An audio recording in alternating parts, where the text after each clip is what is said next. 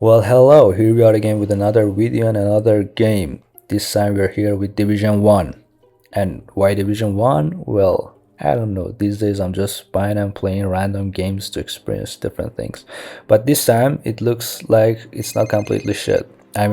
Well, I've been playing it about 3 or 4 days non-stop. Anyway, this is Division 1 where the diversity in gameplay might disappoint you, but the atmosphere can almost lock you to your chair. Again, I'm speaking based on my 24 hours of playtime in it, and even now that I'm recording this voiceover is around 30 hours. And after my 30 hours, I can say the environment and atmosphere don't get boring. Well, this story begins like this. New York City got screwed up by a weird virus that would spread the amount of people through the dollar bills somehow. Actually, I don't even know exactly how yet, but I'm progressing through the story. We will figure it out eventually.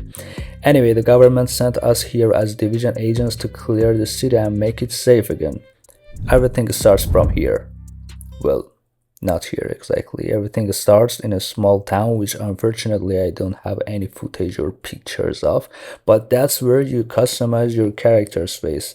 It's like a tutorial and training area with a single safe house. Eventually, after you complete one or two story mission, you will arrive here in the main world of the game. Speaking of safe houses, the first thing you'll need after entering the world is the safe houses. There are your checkpoints all around the map, and you can also buy some interesting stuff from vendors there. You have buy, sell, and buyback option. In buy section, sometimes depending on your level, you can find really good stuff. After that, you have your inventory with all items you've got and your backpack slot limitation. You have a main gun, a secondary one, and a side arm, which include pistols. Your inventory also includes your armor, crafting materials, and a few more things. Here with these boxes in safe houses, you can restock your ammunition, so safe houses are very important and useful. But the heart of your map, the base of operations, your first mission after entering the main world will be clearing this office, and it will become the place where all your operations start. You have 3 wings here, each one being an important part of your abilities and power. You can probably guess what each one is for by its name. You can upgrade them by going to encounter locations and complete those missions. Most of the time they are short missions with simple objective like killing enemies or defending something.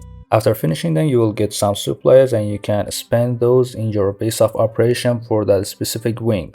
At first, I hated this cluttered HUD. You might also feel lost in these menus, but eventually you will get used to it. Apart from the story, side mission, and encounters, the game has a section on the map called the Dark Zone. Here you've got different levels and different currency. You've got both PvP and PvE. And unexpectedly, instead of fighting each other, most players actually help each other. Enemies here are much tougher, and if you are alone, it can be almost impossible sometimes, especially if you are around level 12 or 13.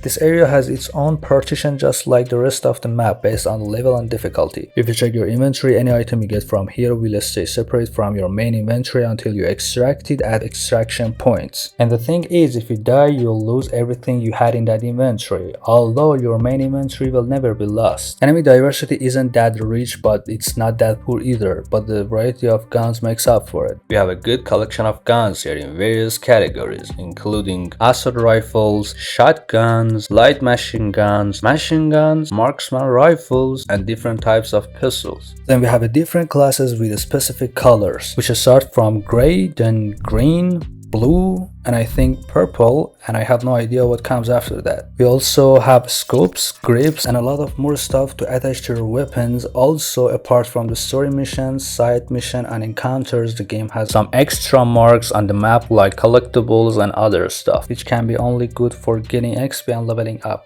Speaking of levels, your level in this game is more important than you can imagine. It determines which areas are available for you, which enemies you can kill, and which gear you can equip to your character. Also, if you bought the DLCs, for some game modes you have to reach level 30, and at maximum level around 32 I think, every area on your map becomes available. You might be like, bro, it's a very old game, why you are making a video about it now?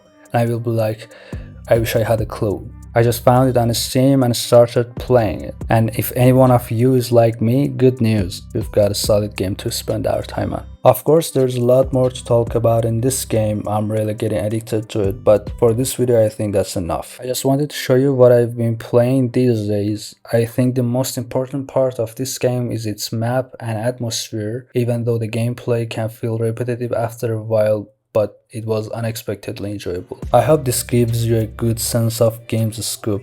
Remember to like and subscribe, and I will see you in the next one.